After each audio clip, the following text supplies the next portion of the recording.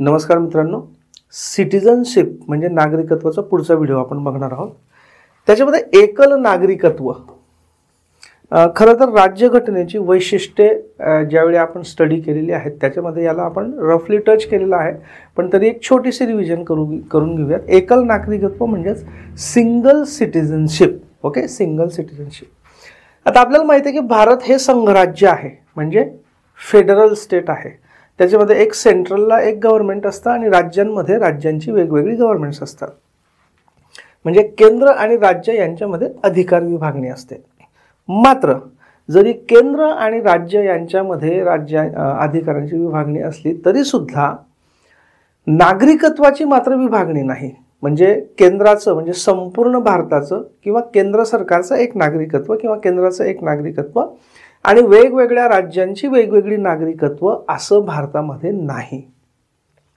याचा अर्थ असं नाही की दुसऱ्या कुठल्या संघराज्यामध्ये अशी व्यवस्था नसते, अशी व्यवस्था असते. त्याचं एक्झाम्पल आहे ते म्हणजे अमेरिका, स्वित्झर्लंड अशा देशांमध्ये दुहेरी नागरिकत्व आहे. म्हणजे जर आपण अमेरिकेचं एक्झाम्पल घेतलं, समजा एखादी व्यक्ती कॅलिफोर्नियामध्ये राहत असेल, कॅलिफोर्निया स्टेटमध्ये राहत असेल किंवा ओहियो स्टेटमध्ये राहत असेल किंवा अजून कुठल्या स्टेटमध्ये राहत असेल, तर समजा आपण कॅलिफोर्नियाची व्यक्ती घेतली, नागरिक घेतली, तर ती कॅलिफोर्नियामध्ये राहणारी व्यक्ती, राज्यामध्ये राहणारी व्यक्ती ही त्या राज्याची नागरिक असते. म्हणजे त्या राज्याचं एक नागरिकत्व तिचं असतं आणि प्लस संपूर्ण अमेरिकेचं मिळून म्हणजे संयुक्त संस्थानं USA, United States of America यांचं मिळून एक वेगळं नागरिकत्व असतं. म्हणजे अशा पद्धतीने त्याच्यामध्ये दुहेरी नागरिकत्व असतं, एक संपूर्ण अमेरिकेचं आणि एक अमेरिकेतल्या राज्याचं. याचं कारण म्हणजे की अमेरिकेमध्ये फेडरलिझम आपण याच्यापूर्वी पण बघितलं आहे की त्याच्यामध्ये जे फेडरलिझम आहे, अमेरिकेमध्ये मूळ जी 13 राज्य होती ती आधी स्वतंत्र होती, ती नंतर एकत्र आली आणि त्यांनी मिळून अमेरिकेचं संघराज्य बनवलं. त्याच्यामुळे तिथे स्टेट्सला, राज्यांना खूप जास्त पॉवर्स आहेत, खूप जास्त ऑटोनॉमी म्हणजे स्वायत्तता आहे आणि त्याच्यामुळे राज्याचं तिथे वेगळं नागरिकत्व असतं. मात्र तसं भारतात नाही. फक्त एकच नागरिकत्व असतं, ते म्हणजे भारतीय नागरिकत्व. महाराष्ट्राच्या माणसाला महाराष्ट्राचं वेगळं नागरिकत्व, भारताचं वेगळं नागरिकत्व असं नसतं, राईट. आणि संपूर्ण देशाप्रती निष्ठा आणि राज्याची निष्ठा असं वेगळं वेगळं नाही. ओके, याचा अर्थ असं आहे का की अमेरिकेमध्ये काही प्रॉब्लेम येतात की अमेरिकेमध्ये राज्याचं नागरिकत्व वेगळं, केंद्राचं नागरिकत्व वेगळं, त्याच्यामध्ये निष्ठेचा नाही. याचं कारण म्हणजे कुठल्याही देशातली लोकशाही किती परिपक्व झालेली आहे याच्यावर त्या देशातल्या नागरिकांची वागणूक डिपेंडंट असते. आणि त्याच्यामुळे अनेक ठिकाणी जसं आपण इंग्लंडमध्ये बघितलं की तिथे लिखित राज्यघटनाच नाही, पण तिथे लोकशाही व्यवस्थित चालू आहे. याउलट अनेक देशांमध्ये लिखित राज्यघटना असली तरी सुद्धा व्यवस्थित लोकशाही चालत नाही. नावाला लोकशाही असते, प्रत्यक्षात मात्र हुकुमशाही किंवा हुकुमशाही कळे जाणारी किंवा काही विशिष्ट लोकांची गटाची सत्ता असणारी अशी ही लोकशाही असते. त्याच्यामुळे जरी अमेरिकेमध्ये राज्यांचं नागरिकत्व आणि केंद्राचं नागरिकत्व म्हणजे संपूर्ण देशाचं नागरिकत्व हे वेगळे वेगळे असले तरी त्याच्याने त्या अमेरिकन संघराज्याच्या कामकाजामध्ये काही अडथळे निर्माण होत नाहीत, कारण तिथे बऱ्यापैकी लोकशाही परिपक्व झालेली आहे. Okay, right. नेक्स्ट, आता भारतात कोणत्याही नागरिकाला एकाच प्रकारचे अधिकार आणि कर्तव्य लागू होतात. ओके, म्हणजे भारताचा जो नागरिक असतो तो त्या नागरिकाला संपूर्ण भारतामधला कुठलाही नागरिक असेल त्याला संपूर्ण भारतामध्ये एकच नागरिकत्व असतं आणि संपूर्ण भारतातल्या प्रत्येक नागरिकाला जे मूलभूत अधिकार आहेत, जी कर्तव्य आहेत ती सगळ्यांना सारखीच असतात.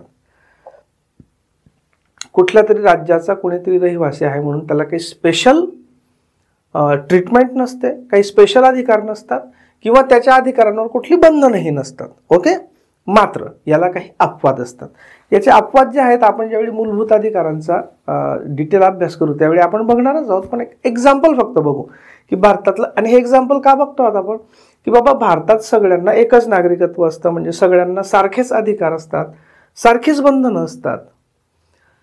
पण काही पर्टिक्युलर कारणांनी, काही विशेष कारणांनी काही वेळा काही नागरिकांना विशेष अधिकार किंवा काही विशेष सोयी सवलती दिल्या जातात किंवा काही नागरिकांच्या यांच्यावर अधिकारांवर काही बंधनं पण टाकली जाऊ शकतात.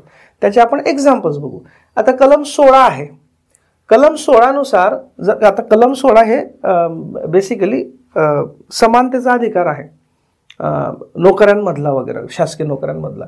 पण त्याच्यामध्ये संसद विशिष्ट राज्य किंवा केंद्रशासित प्रदेशातल्या नोकऱ्या किंवा नेमणुकांसाठी त्या राज्याच्या अधिवासाची अट टाकू शकते. म्हणजे असं की बाबा समजा एखादं राज्य आहे, त्या राज्यातली जनता काही कारणांनी मागासलेली आहे किंवा त्या राज्यातल्या जनतेला त्या राज्याच्या शासकीय नोकऱ्यांमध्ये किंवा नेमणुकांमध्ये त्या राज्यातल्या लोकांना थोडंसं झुकतं माप देणं आवश्यक आहे काही कारणाने, विशिष्ट कारणाने. तर त्या राज्यात राहणाऱ्या म्हणजे त्या राज्याच्या अधिवासी असणाऱ्या लोकांना झुकतं माप देता येऊ शकतं. म्हणजे इथे काय झालं, थोडासा भेदभाव निर्माण केला गेला की विशिष्ट राज्यात राहणाऱ्या लोकांना काहीतरी झुकतं माप दिलं गेलं. पण ते का दिलं गेलं, कारण त्याची गरज होती. आता ही गरज होती नाही होती वगैरे याच्यात न्यायालयीन लढाई होऊ शकते. पण इन जनरल अशा पद्धतीचा वाजवी भेदभाव करता येऊ शकतो, वाजवी कारणाने, योग्य कारणाने आणि वाजवी असला पाहिजे. ओके. तर पब्लिक एम्प्लॉयमेंट अधिवासाची अट 1957 हा कायदा केला गेला होता. 1957 मध्ये public employment requirement of residence domicile हा कायदा करण्यात आला होता. आणि त्याच्यात अराजपत्रित नेमणुका म्हणजे जे नॉन गॅझेटेड पोस्ट असतात, गॅझेटेड नाही, नॉन गॅझेटेड ज्या पोस्ट असतात ना थोड्याशा खालच्या लेवलच्या स्टाफ वगैरेच्या, त्या पोस्टमध्ये नेमणुकांसाठी आंध्र म्हणजे आंध्र प्रदेश, हिमाचल प्रदेश, मणिपूर आणि त्रिपुरा या राज्यांमध्ये अधिवासाची अट टाकण्यात आली होती. म्हणजे असं की आंध्र प्रदेशमध्ये जर आंध्र प्रदेशच्या सरकारमधली अराजपत्रित पदांची जाहिरात निघालेली असेल तर या अराजपत्रित पदांसाठी आंध्र प्रदेश मध्ये राहणाऱ्याच व्यक्ती अप्लाय करू शकतील अशी अट होती त्याच्यामध्ये. तशीच अट होती हिमाचल प्रदेश, मणिपूर आणि त्रिपुरामध्ये. याच्यावर बरेच वादविवाद झाले, केसेस झाल्या वगैरे वगैरे, सुप्रीम कोर्टापर्यंत मॅटर गेलं.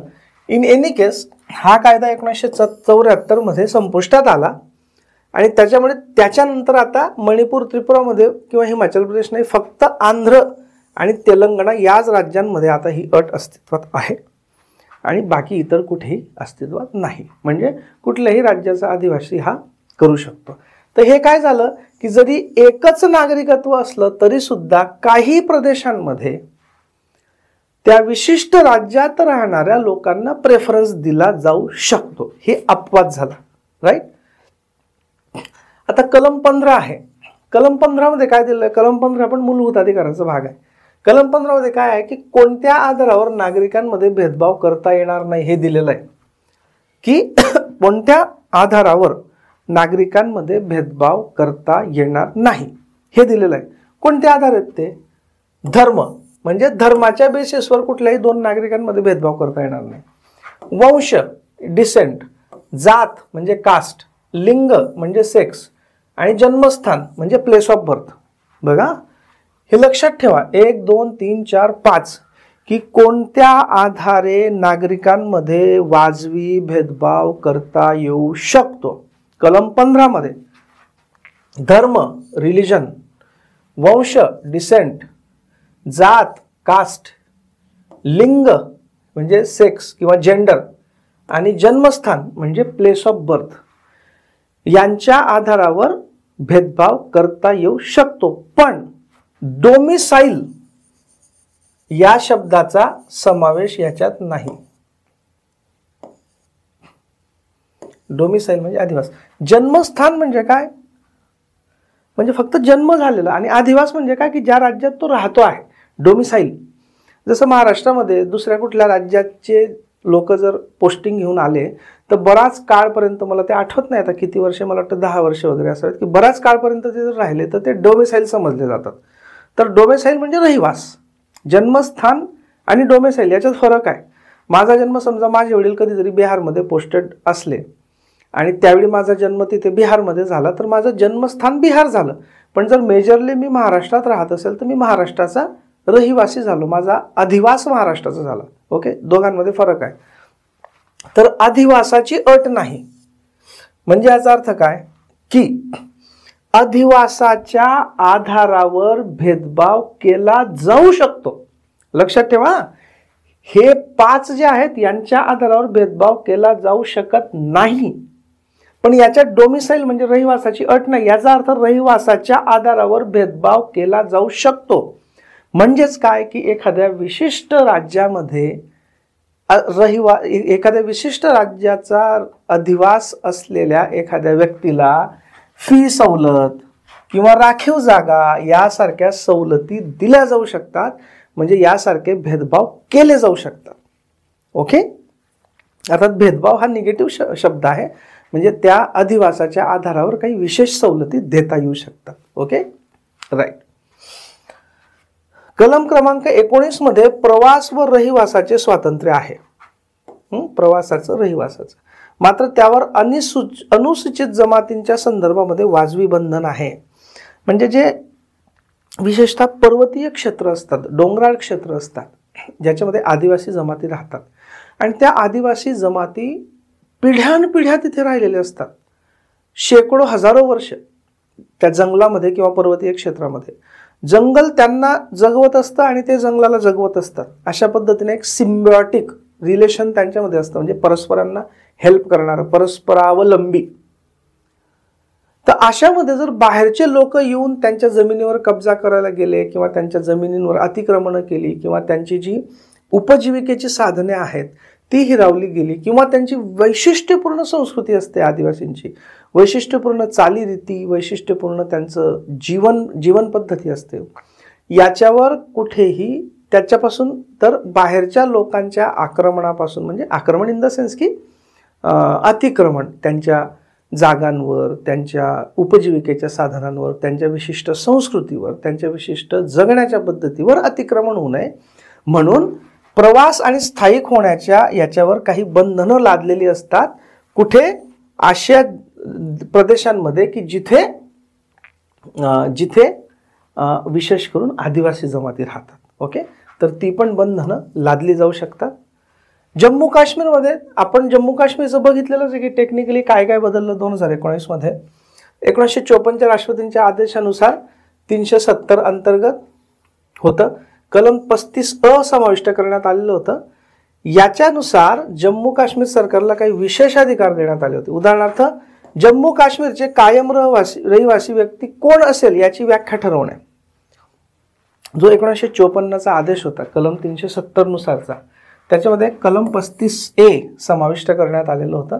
त्याच्यानुसार जम्मू काश्मीर सरकारला काही विशेष अधिकार देण्यात आले होते की बाबा जम्मू काश्मीरचा ज्याला काश्मीरियत ते म्हणतात लोक, की काश्मीरियत ही काश्मीरची एक विशिष्ट संस्कृती आहे, विशिष्ट चालीरीती आहेत, विशिष्ट जीवन पद्धती आहे, विशिष्ट उपजीविकेची साधने आहेत, त्याला ते काश्मीरियत असं म्हणजे एकूण ओळखलं जातं, काश्मीरियत या नावाने. तर काश्मीरचा कायम रहिवासी कोण हे ठरवण्याचा विशेष अधिकार जम्मू काश्मीर सरकारला देण्यात आलेला होता. आणि अशा कायम रहिवाशांना रोजगार, स्थावर मालमत्ता विकत घेणे, राज्यात स्थायिक होणे, शिष्यवृत्ती मिळवणे असे विशेष अधिकार होते. आता तुम्ही ज्या कलम 370 2019 ऑगस्टमध्ये हटल्यानंतर तुम्ही खूप ठिकाणी व्हॉट्सअप मेसेजेसवर बघितलं असेल, सगळ्यात जास्त एक व्हॉट्सअप मेसेज जो फिरायचा त्याच्यामध्ये असं लिहिलं असायचं की आता काश्मीरमध्ये आपण जमीन विकत घेऊ शकतो. तर त्याचा रेफरन्स हा आहे की जे कलम 35A होतं त्यानुसार काही विशिष्ट अधिकार हे फक्त काश्मीरच्याच लोकांना होते. त्याचं कारण म्हणजे त्याचं जस्टिफिकेशन त्यावेळेचं असं होतं की बाबा जर बाहेरच्या लोकांनी येऊन जमिनी खरेदी केल्या तर आपली जी विशिष्ट संस्कृती आहे काश्मीरची किंवा तिथले जे कायम रहिवासी आहेत त्यांची विशिष्ट जीवन पद्धती, त्यांची विशिष्ट परंपरा वगैरे वगैरे त्याला धोका पोहोचेल आणि त्यांची जी स्वतंत्र ओळख आहे ती नष्ट होईल कालांतराने, कालाच्या ओघामध्ये वगैरे वगैरे. म्हणून स्थावर मालमत्ता घेण्याचे अधिकार फक्त विशिष्ट म्हणजे काश्मीरच्या कायम रहिवासी असणाऱ्यांना होते. आता मुळात 370 हे कलमच हटल्यामुळे आता स्थावर मालमत्ता दुसरा कोणी सुद्धा घेऊ शकतो. तर त्याचे जे रेफरन्स यायचे ते त्याचे रेफरन्सेस हे होते. ओके, पण आपल्याला माहिती आहे आता 2019 मध्ये कलम 370 हे इनऑपरेटिव्ह करण्यात आलेलं आहे. आपण डिटेल बघितलंय बघा की 370 हे इनऑपरेटिव्ह करण्यात आलंय, म्हणजे ते असं हटलं नाही, डिलीट नाही झालं, ते आता कार्यक्षम राहणार नाही, त्याची अंमलबजावणी होणार नाही. त्याला इंग्लिशमध्ये वर्ड आहे इनऑपरेटिव्ह. ओके, त्याच्यामुळे आता हे विशेष अधिकार संपुष्टात आलेले आहेत. हे सगळं आपण कोणत्या रेफरन्सने बघत होतो? आपण या रेफरन्सने, म्हणजे आपल्याला मूळ मुद्दा आपल्याला माहित पाहिजे, आपण या रेफरन्सने बघत होतो की भारतामध्ये फक्त एकल नागरिकत्व आहे, सिंगल सिटिझनशिप आहे, एकाच देशाचं फक्त नागरिकत्व आहे. पण वेगवेगळ्या राज्यांमध्ये, काही विशिष्ट राज्यांमध्ये राहणाऱ्या लोकांना ते त्या राज्यात राहत आहेत म्हणून काही विशेष सवलती दिल्या जाऊ शकतात, आणि त्याचे काही एक्झाम्पल्स आपण बघत होतो. Right, perfect. पुढे जाऊयात आपण आता. ओके, आता परदेशी भारतीय नागरिक, पुढचा पॉइंट. आता बघा, अगदी सुरुवातीला नागरिकत्वाचे जे आपण ज्यावेळी सुरुवात केली, पहिल्या लेक्चरमध्ये मी तुम्हाला म्हटलं होतं की राज्यघटनेने फक्त 26 जानेवारी 1950 रोजी कोण कोण भारताचं नागरिक होईल असेल एवढंच सांगितलं. बाकी सगळं कायद्यावर सोडून दिलं की संसद कायदा करून ठरवेल भविष्यात कोणाला नागरिक म्हणायचं, कोणाला नागरिक नाही म्हणायचं, कोणाला ॲडिशनल नागरिकत्व द्यायचं वगैरे वगैरे.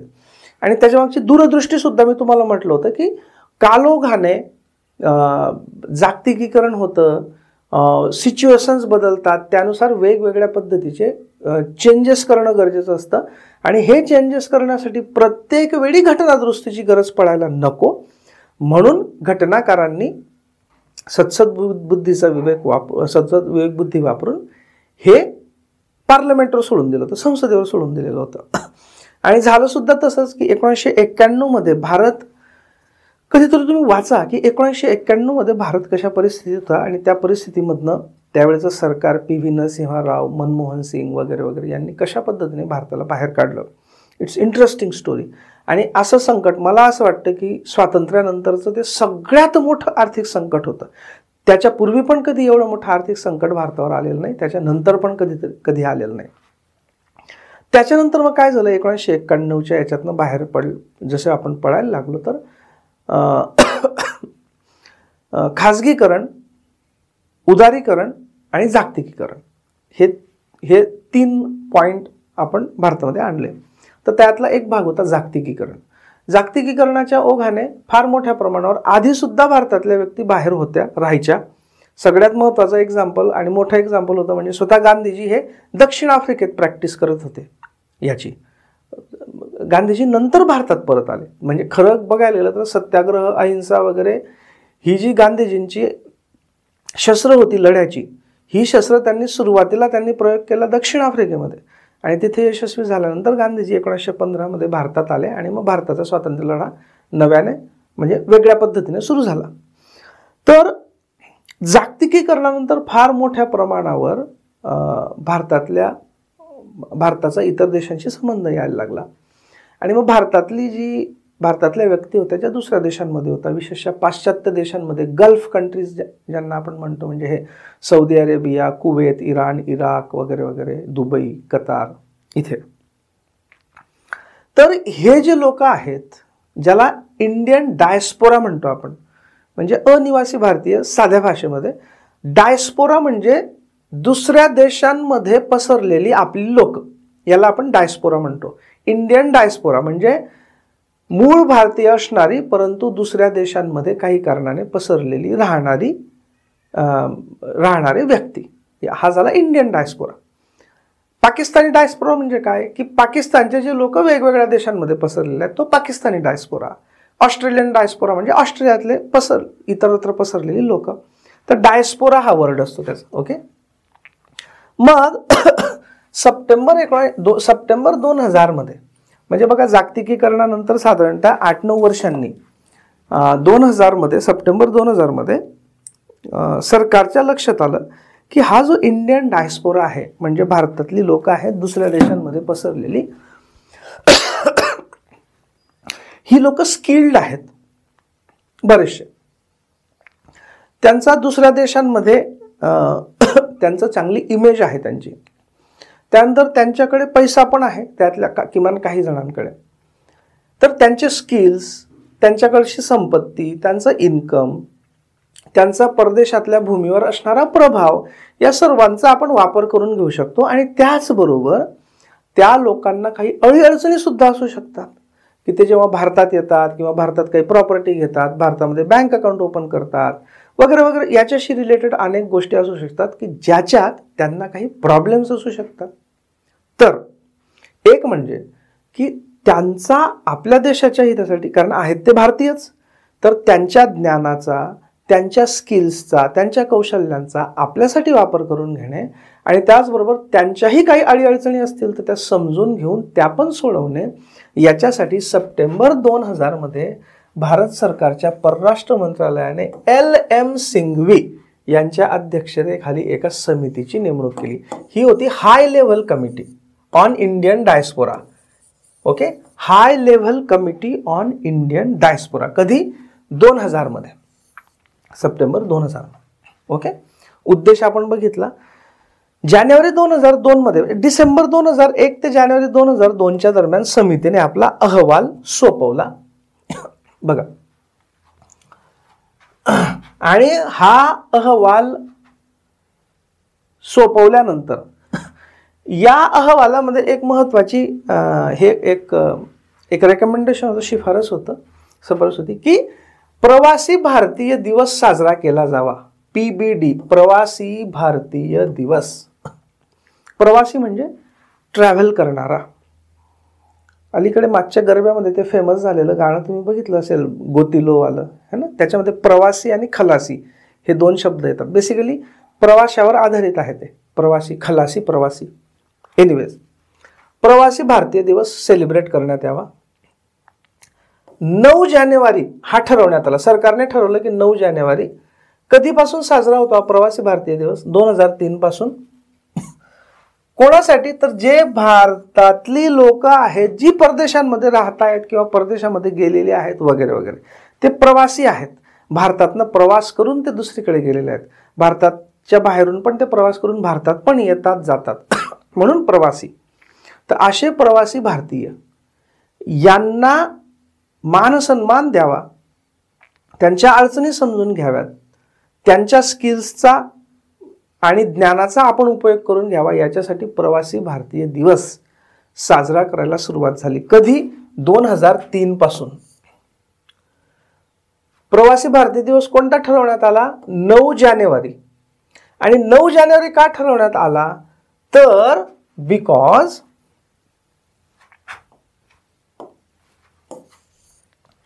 एकोणीसशे पंधरा याच दिवशी, म्हणजे काय, 9 जानेवारी 1915 रोजी महात्मा गांधी, द ग्रेटेस्ट प्रवासी, महात्मा गांधी. आता हे जे हा जो स्क्रीनशॉट आहे ना, हा आपली जी मिनिस्ट्री ऑफ एक्सटर्नल अफेअर्स आहे, म्हणजे परराष्ट्र खातं, आपलं परराष्ट्र मंत्रालय, यांच्या वेबसाईटचा हा हे आहे. 1 मिनिट तुम्हाला दाखवतो मी. हे बघा, मिनिस्ट्री ऑफ एक्सटर्नल अफेअर्स. हे ऍक्च्युअली इंटरनेटवर मी आता mear.gov.in. ओके, तर याच्यावरचा आहे हा. ओके, हे बघा, याच्यामध्ये हे सगळं दिलेलं, डायस्पोरा, ओव्हरसीज सिटीजनशिप वगैरे वगैरे, याच्यावरचं मी हे घेतलेलं आहे. Okay, right. सो तर ग्रेटेस्ट प्रवासी महात्मा गांधी हे 9 जानेवारी 1915 रोजी दक्षिण आफ्रिकेतनं भारतात आले and led India's freedom struggle and change the life of Indians forever. 9 जानेवारी 1915 रोजी ते भारतात परत आले दक्षिण आफ्रिकेतनं, आणि भारताच्या स्वातंत्र्य लढ्याला त्यांनी एक नवीन दिशा दिली आणि भारतीयांचं सगळं आयुष्य त्यानंतर बदललं. म्हणून हा साजरा केला जातो 2003 पासून 9 जानेवारीला. सो 2003 पासून हे लक्षात ठेवा, 9 जानेवारी लक्षात ठेवा, आणि 9 जानेवारी का ते लक्षात ठेवा, आणि गांधीजी 9 जानेवारी कोणत्या साली परत आले होते दक्षिण आफ्रिकेतनं ते पण लक्षात ठेवा, 1915. सिन्स 2015 म्हणजे 2015 पासून याचा फॉर्मॅट थोडा बदलण्यात आलेला आहे आणि प्रवासी भारतीय दिवस हा दर 2 वर्षांनी साजरा केला जातो. आता दरवर्षी नाही तर दर 2 वर्षांनी. Okay, right. तर प्रवासी भारतीय दिवस तर आपण कशावर होतो, मूळ LM संघवी रिपोर्टवर, हाय लेवल कमिटी जी होती ती. तर एक तर प्रवासी भारतीय दिवसाची शिफारस होती, प्लस त्यांनी अजून एक शिफारस केली होती की नागरिकांना दुहेरी नाही, जे मूळ भारतीय नागरिक आहेत बाहेर राहणारे त्यांना पण नागरिकत्व देण्याची शिफारस केली होती आणि त्याच्यासाठी नागरिकत्व कायदा 1955 मध्ये बदल करण्याविषयी त्यांनी सुचवलं होतं. आता आपण तिथे येतोय. या समितीने काय म्हटलं की जे मूळ भारतीय परदेशात राहत आहेत त्यांना सुद्धा कोणत्या तरी प्रकारचं आपण नागरिकत्व दिलं पाहिजे कोणत्या तरी मार्गाने. ओके, आणि त्याच्यासाठी मग जो आपला मूळ नागरिकत्व कायदा आहे कधीचा आहे, मूळ 1955चा, त्याच्यात काही बदल केले पाहिजेत. ओके, या बऱ्यापैकी स्वीकारल्या तेव्हाच्या सरकारने. कधीची गोष्ट ही 2002ची. 2002 मध्ये या रेकमेंडेशन स्वीकारल्या गेल्या आणि त्यानुसार नागरिकत्व सुधारणा कायदा 2003 हा पास करण्यात आला, मंजूर करण्यात आला. आणि त्याच्यानुसार पाकिस्तान आणि बांगलादेश वगळता इतर 16 देशांमध्ये राहणाऱ्या नागरिकांना परदेशी भारतीय नागरिक म्हणजे ओव्हरसीज सिटीजन्स ऑफ इंडिया अशा नागरिकत्वाची तरतूद करण्यात आली. OCI तुम्ही हे अधूनमधून ऐकत राहता, वर्तमानपत्रामध्ये पण येत राहते. OCI म्हणजे काय, ओव्हरसीज म्हणजे काय, परदेशी. ओव्हरसीज म्हणजे समुद्राच्या पलीकडे. ओके, समुद्राच्या पलीकडे म्हणजे परदेशातले. सो ओव्हरसीज सिटीजन्स नागरिक ऑफ इंडिया भारतीय नागरिक. सो परदेशी भारतीय नागरिक OCI ही तरतूद करण्यात आली. कोणासाठी ही तरतूद करण्यात आली तर पाकिस्तान बांगलादेश वगळता इतर 16 देशांमध्ये राहणाऱ्या मूळ भारतीय नागरिकांना हे OCI स्टेटस देण्यात येईल. कधी झालं हे, सिटीजनशिप अमेंडमेंट ऍक्ट 2003. ठीक आहे. आता हे पाकिस्तान आणि बांगलादेश वगळता 16 देश कोणते होते हे बघा. जो ऍक्च्युअल तो सिटीजनशिप अमेंडमेंट ऍक्ट आहे त्याच्यातला हा स्क्रीनशॉट आहे. Australia, Canada, Finland, France, Greece, Ireland, Israel, Italy, Netherlands, New Zealand, Portugal, Republic of Cyprus, Sweden, Switzerland, United Kingdom म्हणजे इंग्लंड आणि युनायटेड स्टेट्स ऑफ अमेरिका म्हणजे अमेरिका. याचं कारण काय की सामान्यतः या 16 देशांमध्ये बऱ्यापैकी भारतीय नागरिक आहेत, मॅक्सिमम आहेत. ओके, 16 पाठ करण्याची गरज नाही, पण रफली लक्षात ठेवा. पाकिस्तान आणि बांगलादेश नाहीत हे लक्षात ठेवा. आणि मग मेजर जे आहेत अमेरिका, इंग्लंड, स्वित्झर्लंड वगैरे वगैरे जे मेजर देश आहेत, ऑस्ट्रेलिया, कॅनडा. कॅनडाच्या याच्यात आपल्याला वादविवाद चाललेला आहे, तुम्हाला माहीतच आहे कॅनडाच्या याच्यावरनं वगैरे वगैरे. फ्रान्स, ग्रीस वगैरे लक्षात ठेवा जनरल. ओके, ठीक आहे. आणि हा जो 2003चा कायदा झाला म्हणजे काय की ऍक्च्युली नवीन कायदा नाही झाला. 1955चा जो सिटीजनशिप कायदा आहे त्याच्यात बदल करण्यात आले, दुरुस्त्या करण्यात आल्या. याच 2003च्या कायद्यामध्ये जे राष्ट्रकुल नागरिकाशी संबंधित कलम 11 होतं ते पण डिलीट करण्यात आला. आपण याच्या पूर्वीच्या एका व्हिडिओमध्ये ऑलरेडी बघितलेलं आहे की जे मूळ नागरिकत्व कायदा होता त्याच्यामध्ये राष्ट्रकुल नागरिकत्व हे पण होतं कलम 11 मध्ये आणि 2003 मध्ये ते डिलीट करण्यात आला. ओके, ठीक आहे. मग तर याचा अर्थ काय की OCI ही कन्सेप्ट म्हणजे ओव्हरसीज सिटीजन ऑफ इंडिया किंवा परकीय भारतीय नागरिक ही संकल्पना पहिल्यांदा कधी इंट्रोड्यूस करण्यात आली, 2003 मध्ये. 2003चा नागरिकत्व सुधारणा कायदा. ओके, कोणत्या समितीच्या शिफारशीनुसार, LM संघवी कमिटी. तिचं नाव काय होतं, high level committee on Indian diaspora हे तिचं नाव होतं. प्रवासी भारतीय दिवस पण याच दरम्यान सुरू झाला, कधी 2003 मध्ये. राईट. ओके, नंतर मग 2005 मध्ये अजून एकदा हा नागरिकत्व सुधारणा कायदा करण्यात आला आणि OCIची व्याप्ती वाढवण्यात आली. आता बघा, हे जे 16 देशांची लिस्ट होती ना, ही कायद्याच्या 4थ्या परिशिष्टामध्ये दिलेली होती. 2005 मध्ये काय करण्यात आलं की हे 4थं परिशिष्टच काढून टाकण्यात आलं. म्हणजे थोडक्यात काय, पाकिस्तान बांगलादेश वगळता इतर ज्या पाकिस्तान बांगलादेश व्यतिरिक्त इतर कोणत्याही देशात राहणाऱ्या मूळ भारतीयांसाठी आता लागू राहील. म्हणजे आता 16ची लिस्ट नाही, कुठलीच लिस्ट नाही.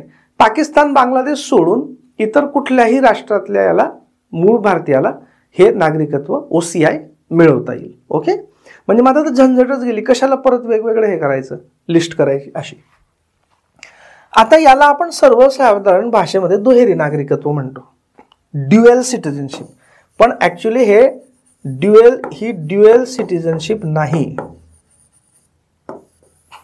मग तुम्ही म्हणाल बघा, परदेशात राहणारी व्यक्ती परदेशाची पण नागरिक असू शकते आणि OCI पण असू शकते. तर हे दुहेरी नागरिकत्व नाही. इनफॅक्ट जी मिनिस्ट्री ऑफ एक्सटर्नल अफेअर्सची वेबसाईट आहे, जी तुम्हाला मी आत्ता दाखवली बघा, ही ministry of external affairs government of India, याच्यामध्ये स्पष्ट लिहिलेलं आहे. मी याला थोडंसं मोठं करतो. ही ऑफिशियल वेबसाईट आहे बघा. OCI is not to be misconstrued as dual citizenship, की OCIला दुहेरी नागरिकत्व समजू नये. भारताच्या परराष्ट्र खात्याच्या ऑफिशियल वेबसाईटवर आहे. OCI does not confer political rights, कुठलेही राजकीय हक्क मिळत नाही. तर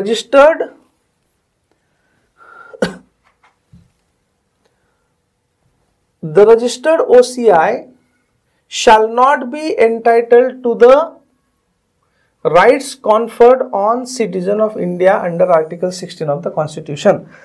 ते आपण पुढे बघणार आहोत. हे जे OCI असतील, हे थोडक्यात काय की फक्त नागरिकत्वाची कन्सेप्ट थोडीशी वाईड करण्यात आलेली आहे. याचा अर्थ असा नाही की OCIला दुहेरी नागरिकत्व देण्यात आले असं नाही. राईट, आपण पुढे जाऊया.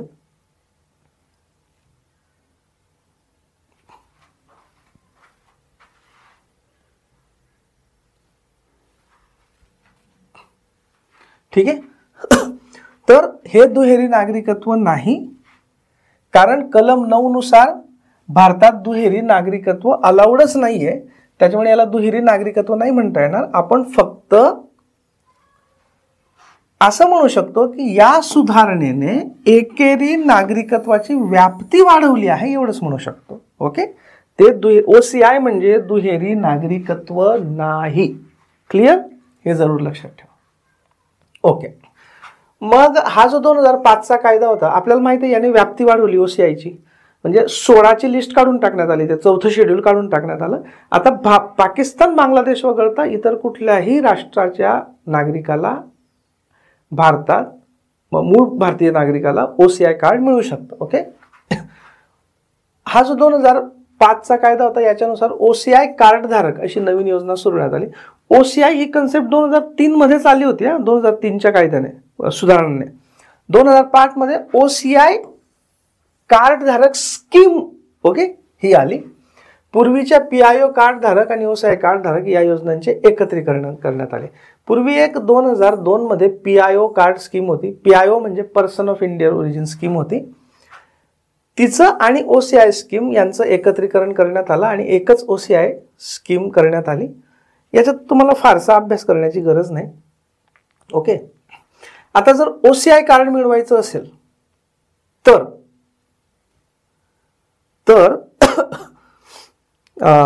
OCI कार्ड मिळवायचं असेल तर नेमक्या कोणत्या अटी तुम्हाला पाळाव्या लागतील, त्याच्यानंतर OCI कार्ड कशा पद्धतीने तुम्ही सरेंडर करू शकता आणि OCI कार्ड कोणत्या परिस्थितीत भारत सरकार रद्द करू शकतं, OCI कार्डने मिळणारे फायदे कोणते, याचा एक छोटासा व्हिडिओ आहे. तो आपण पुढच्या याची जी थोडीशी माहिती आहे ती आपण पुढच्या व्हिडिओमध्ये घेऊ. Right, thank you.